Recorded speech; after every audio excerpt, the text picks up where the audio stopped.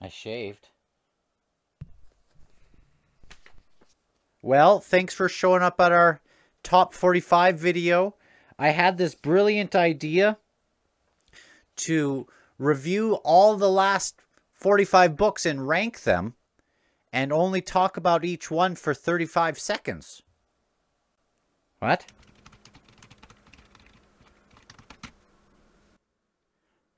Ah. Dang it.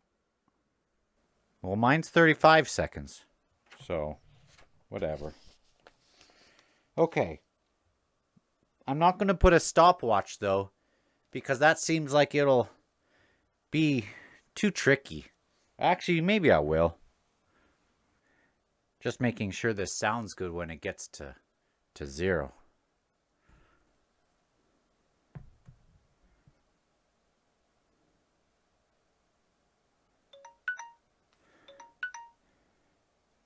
Perfect. Okay. So, starting with number 45, and Tress of the Emerald Sea. My daughter and I, we sort of navigated this ocean of green spores, kind of at the speed that it takes Aaron to digest one of his space chalks. It was kind of a 7-month slog. And, I wasn't really feeling it. At the 200-page mark, I just dove headfirst into the spores itself and peed all over. And so, I didn't even get to finish it. She didn't want to finish it, so it... Okay. Number 44. The Strange Case of Dr. Jekyll and Mr. Hyde. Now, this was exploring the duality of man while simultaneously buddy reading with Aaron. It was fine. I did it for a project that I'm working on. I just wanted to go to the source material. And I'm pretty sure that Aaron might have committed a murder after. Or sometime during.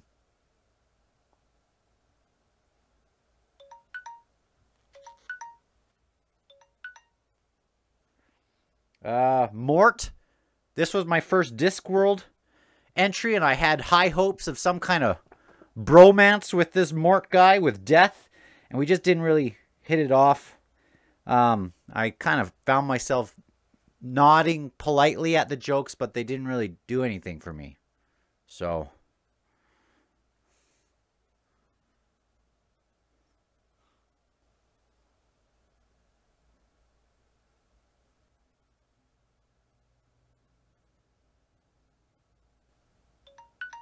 all right. Piranesi. This is number 42.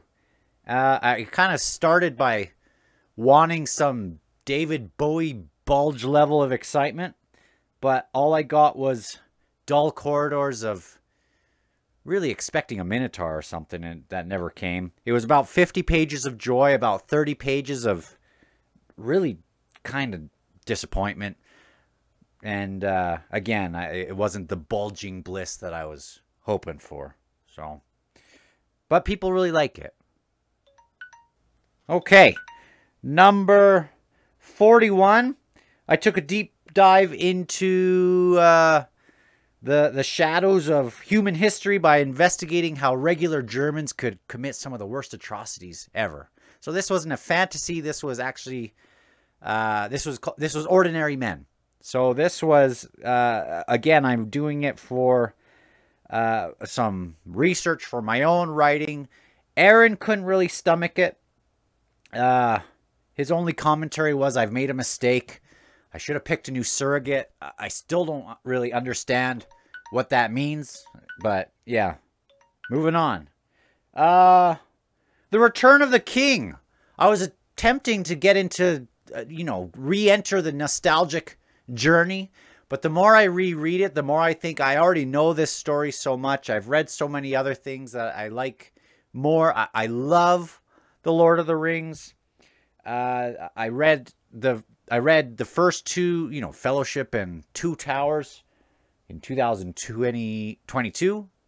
Or yeah. And then I read this one in 2023, and it was fine, but I'm overly familiar with the One Ring sort of trope.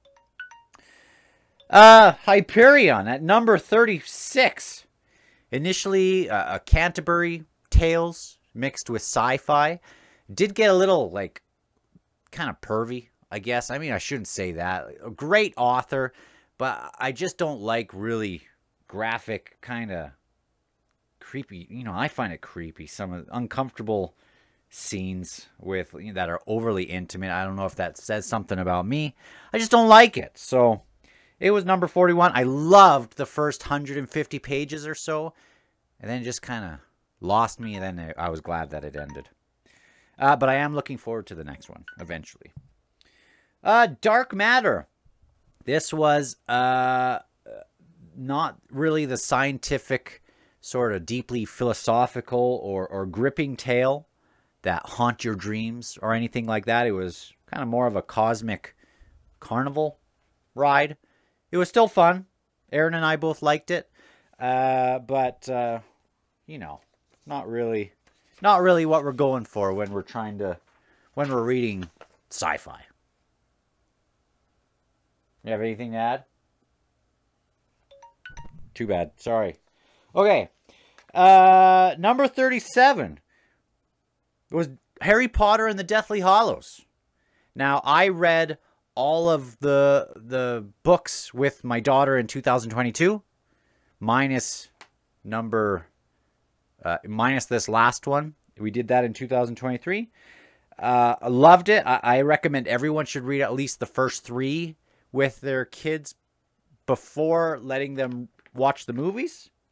It was so fun to experience that through their eyes, and I'm doing this again this year with my youngest. But I would say it gets a little bit dark in the last ones. It was a little heavy for my daughter near the end there. Next one is the Dust of Dreams, which was the penultimate plunge into the Malazan world. And I was feeling a little bit burnt out by the series at this point, even though I was still loving it. But the flames of enjoyment were starting to flicker as I started to look at other series that I really wanted to get to. And again, I was just kind of ready to have a break from Malazan, but it is calling. Oh, perfect timing. Next one, number 35, is going to be The Crippled God, the epic finale of Malazan, and oh, what an ending it was. By the last page, though, like, I was so excited. Such a great ending. I was exhausted. I was so excited to just put the book down, to leave that shelf of Malazan for a while. It is beckoning, but man, every twist of the way was so worth it. I loved it so much. And we might do a buddy read eventually, because Aaron hasn't read any of them. Speaking of Malazan, Gardens of the Moon, if the final book was the big flame to, burn down everything, and like, it was just so exciting. The first one was kind of like the flicker, and it was a little bit confusing, where I had a whole bunch of burnout by the end. It was kind of more confusion at the start. It was a bit like riding a unicycle through a forest, and it was kind of like the stubborn weed that really didn't let up, and I'm glad for it. I really love the series. Number 33 is The Wager, a tale of shipwreck, mutiny, and murder. This is a true story. It is a thrilling tale that kind of, they get marooned at, this is in the 1600s, they get marooned on the southern edge of Chile, which I've been to. Spent a long time there, actually. And, it ends with this court-martial as people's divergent stories of actually what happened. We get that, and it's just super interesting. I've recommended it to a few people, and they've really liked it. The next thing, number 32, is Broken Lives, How Ordinary Germans Experienced the 20th Century. Again, this is from my own writing. It was based on journals and first-hand accounts Obviously, people want to play down maybe in some ways their involvement. And it's like kind of a mosaic that you piece together, but super, super intriguing. Have some time left again. All right. Number 31 is Red Rising, my first read through it. Now, this first time around, it was a fun adventure. I was super excited for it. I did find it a little bit bland, kind of a sci-fi version of Hunger Games, but more at a leadership, like how leaders develop power, both in the good sense or in the negative sense. Really, I didn't love it as much the first time. I was deep in Malazan mode, as well as some of these other books I could have liked more if I wasn't so deep in Malazan mode. Speaking of, oh, no, not speaking of, the next one is The Bonehunters at 30. I loved this story from start to finish, but it was where, you know, this is the 6th book in the Malazan series, and this is where I first got my first flickers of burnout. Most people find this, a lot of people find this to be their favorite of the Malazan books. It just kind of flies by. A lot of people love the ending. It wasn't totally my thing, as I was kind of expecting something else that got wrapped up earlier in the book. And it, you know, it just didn't end the way I was hoping. But a lot of people do love it. Golden Sun, book 2 in Red Rising, is my number 29. Now, it would have been higher, I thought, but I spent, you know, there was a big gap of time between the first between when I read Red Rising, and when I read Golden Sun. So by the time I read Golden Sun, I kind of forgot half of the characters and really who was who and who I liked and who I didn't like. And I committed then to rereading the series before I kept going on.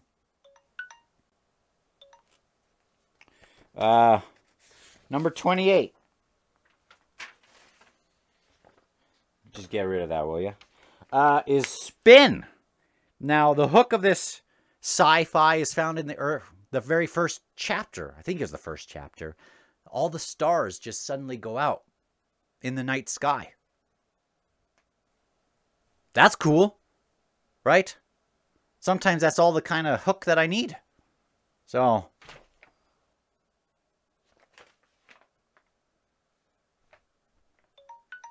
all right. Beowulf. I read this epic short book because I was doing I got invited to go on a thing with Philip Chase. I know he teaches that, and I was excited that I finally got to that because it's just been staring at me on my shelf for a long time. Hope I'm not doing this too much to the microphone. Very cool. You could see how a lot of the seeds have germinated from Beowulf into other fantasy, and looking forward to getting back to that with that Tom guy. You know, he had an interview with Philip recently as well. That was great, and you should go watch that. Where am I? Oh, speaking of the way Philip Chase, I have The Way of Edan, which is book 1 of his Edan trilogy. I have this at 26, and it was really cool. It was really cool. It was a bit like oh, I'm reading my notes here. I'm looking forward to getting to the third one. The second book is still going to be on this list. I actually read this first book twice because I read it, and then there was a gap of time, and then I ripped through it a second time before getting to the second book. I think I'm going to have to do the same thing with when I go on to the third book. So, good job. Crime and Punishment is number 25. And it was impressive, I guess. You know.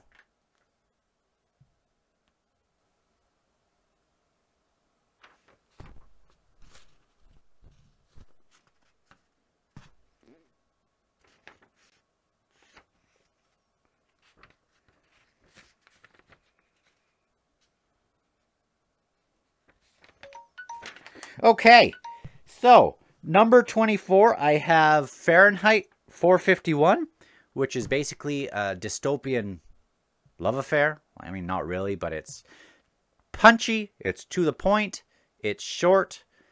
Dystopia is just about my favorite genre or subgenre. Don't know which one it would be, but I love it. I love that it's very much to the point, and I've been reading a lot of dystopias because of my own project has a little bit of that in there, and I had never read this one. I've read a lot of dystopians.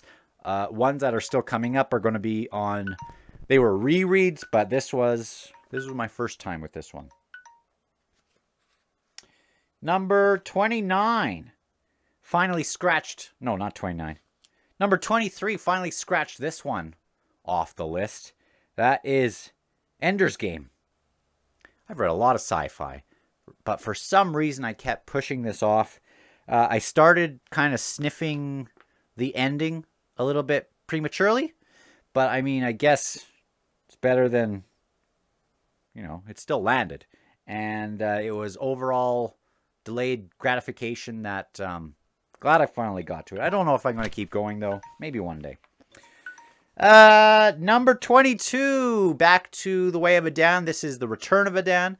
I think the second book was great, even though I think the quality of all of the three books, but these two books that I've read, is very similar. But going into the first book, I kind of went in with a little bit of apprehension about, you know, it's self-published, and I like Philip, but you never know what's going to happen. Going into the second book, that feeling left me, and I was just immersed in the story, and I think it's great. I think it'll be good on a reread before I get to book 3. I think I'm going to do book 2 again, because I just forget things, and I was in the middle of Malazan where I was trying to juggle like 600 bloody characters.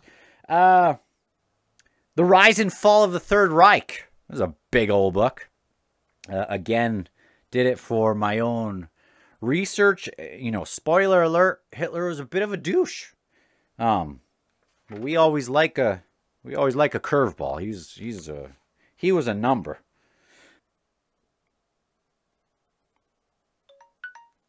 All right. Number 20 was a reread for me of book 1 of the Three Body Problem trilogy, or the Remembrance of Earth's Past, I think it's called. And it was the Three Body Problem. Went for a second spin on a buddy read, and, you know, I liked it even more than I liked the first one. A lot of people find this to be the weakest one.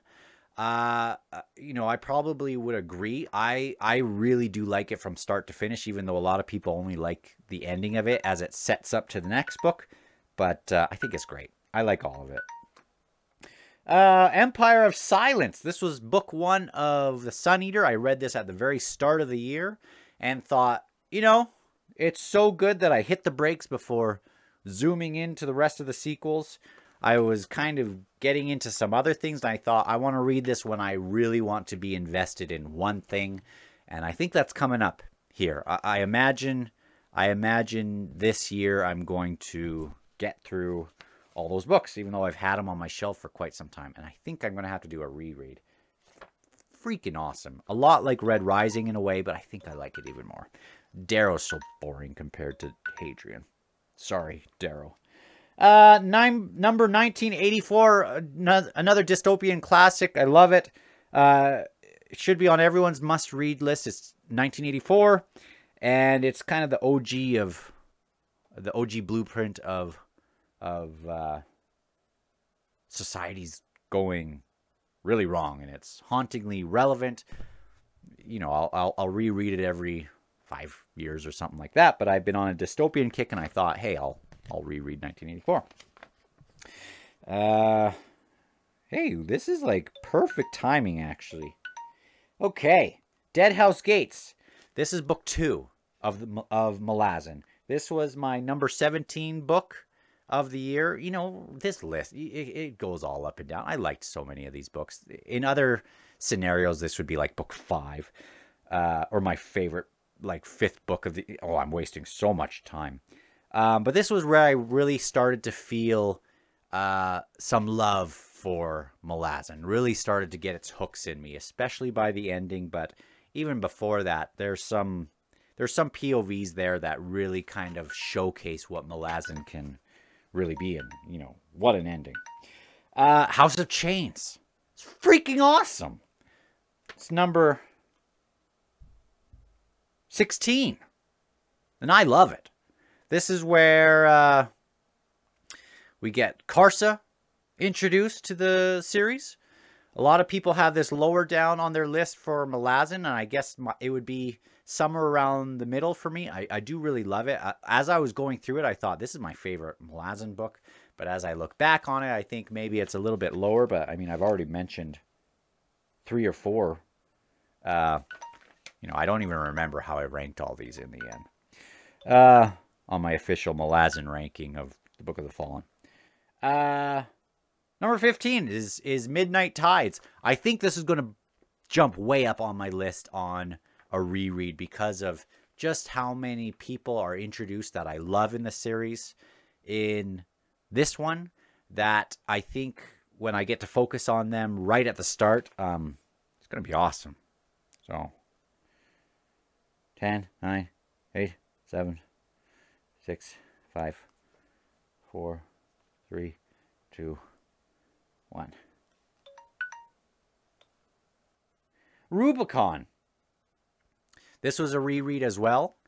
One of the best books of the Roman Republic I've ever read. Apparently every guy is obsessed with the Roman Empire. I'm actually obsessed with the Roman Republic and maybe the first century of the Roman Empire. To me, the Republic is where it's at. Hold on. Let's see. 4 seconds. Let's just skip ahead.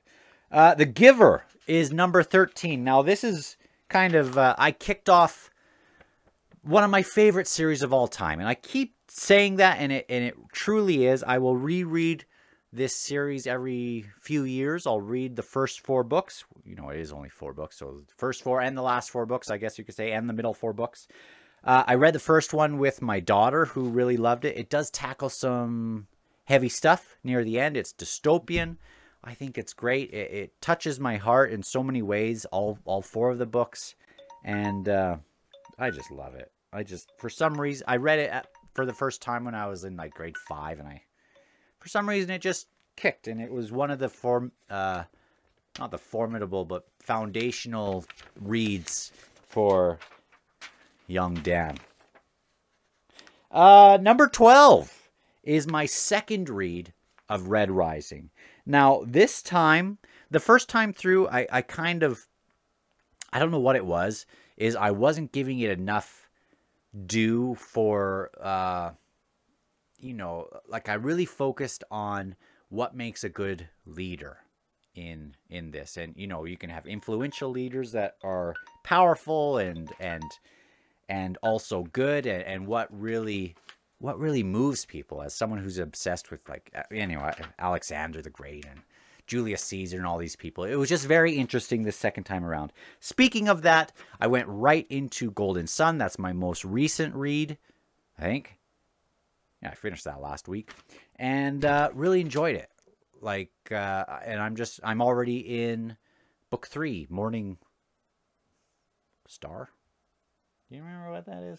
Anyway, me and Aaron and I both love it, so we're really having a good time. And we might go into the next 3 books. I don't know if it ends there or if there's more, but really excited. All right, I forgot. Number 10, Titus Groan, was so awesome. It was the most atmospheric book I think I've ever read, and some of the best characters. It's just so good, and I just love it. It'll be one that I'm definitely going to continue with. It just sucks you in. Listen to the audiobook that someone made on YouTube as well. Eventually, I just was holding the book and letting it, him read it. He did such a good job. So good. So good. The next one, number 9, is The Last Kingdom which is another historical fiction. I love historical fiction.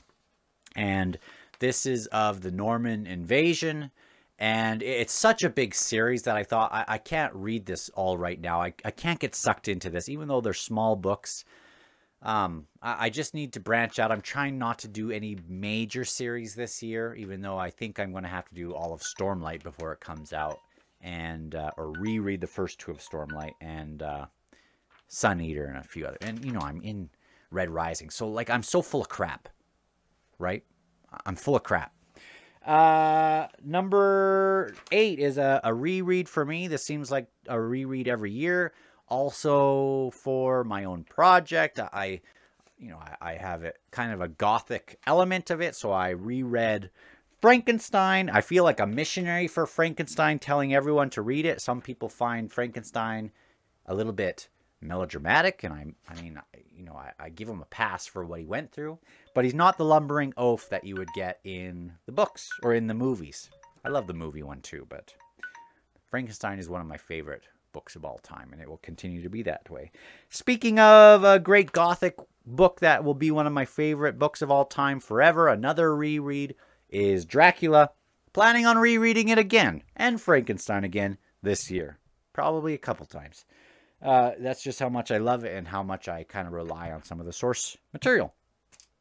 Can't imagine what it would have been like to read Dracula for the first time in the 1800s when people, stand in fields.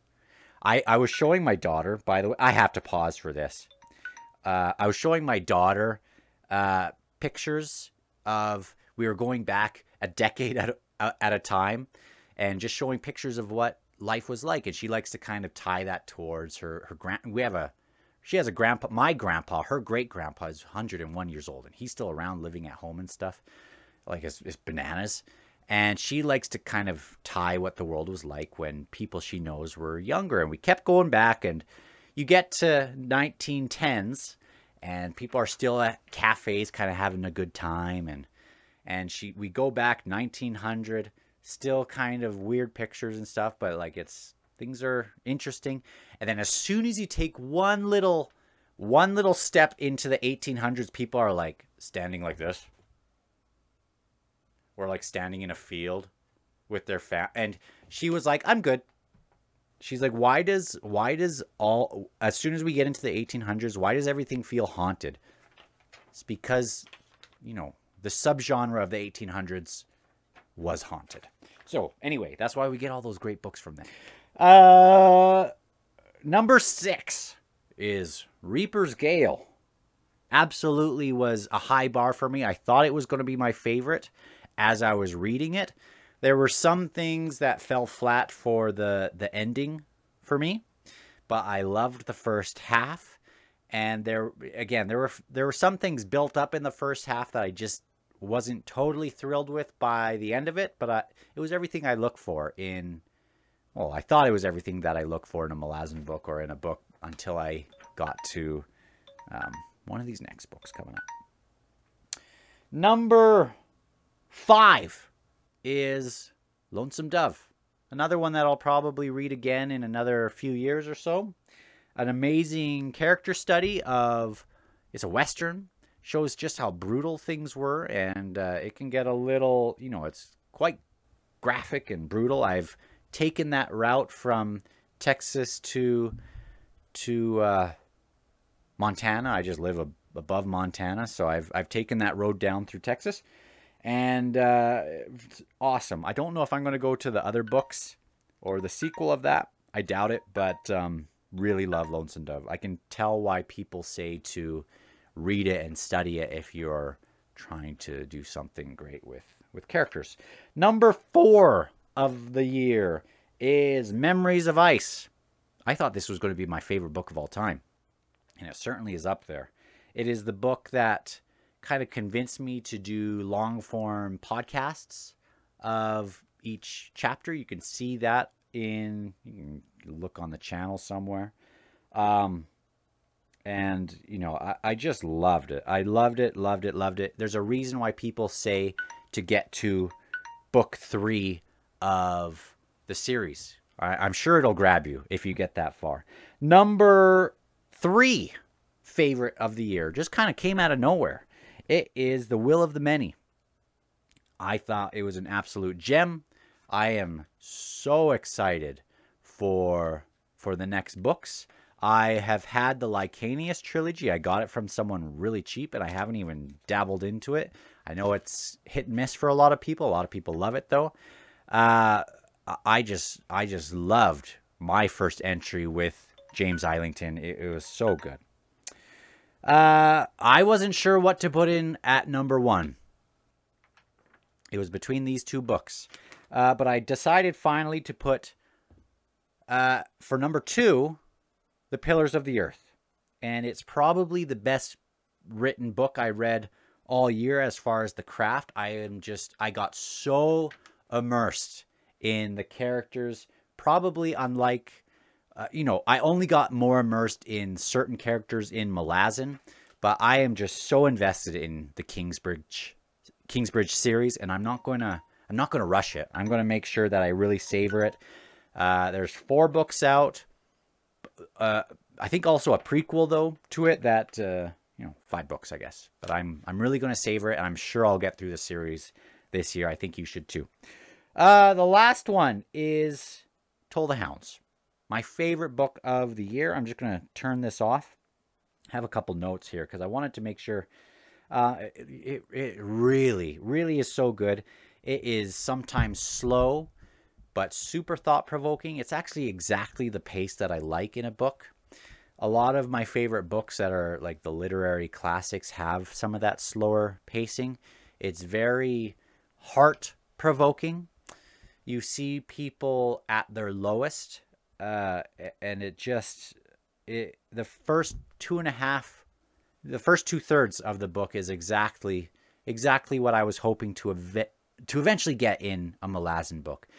And then, on the contrary, the last third is a totally different pacing. It's like breakneck speed, and I loved it. It's like the perfect way to end that first slow part of the book. I laughed. Some of the hardest I've laughed in the series has been in this ending, which was actually quite horrific. But they had some wonderful moments. Every page was utilized perfectly, in my opinion. I think it is the best of the Malazan books. I might not feel that way in the reread, but man, for such a gloomy book, it was just so... It had the lowest lows and also the highest highs. It had the greatest metaphors. It had things that, in the same ways that maybe George Orwell would use metaphor or hit things really on the nose. Steven Erikson really did so here in certain ways. And the prologue, holy smokes, the prologue is just amazing. Speaking of all of Malazan, like the prologues are all amazing. I think this is the best one for me. Holy smokes, it's beckoning. That whole series is beckoning, but I just struggle to go back to it when I have all these other things to go to. But what do you think, Aaron? We'll eventually get to a buddy read, and we'll probably at least get to the first 2, and we'll do some kind of thing so that people can read along with us. But it's one of my favorite books of all time, let alone series of all time. And we'll speak to you soon. We'll be here. We're always attached. This is attached to my belly button, by the way, and I still haven't really explained what's up with that. I don't really even understand it myself. So we will talk to you in the future, which of course is in 2024, which we're already in. But anyway, I'll talk to you again later, or we'll talk to you again later. Bye.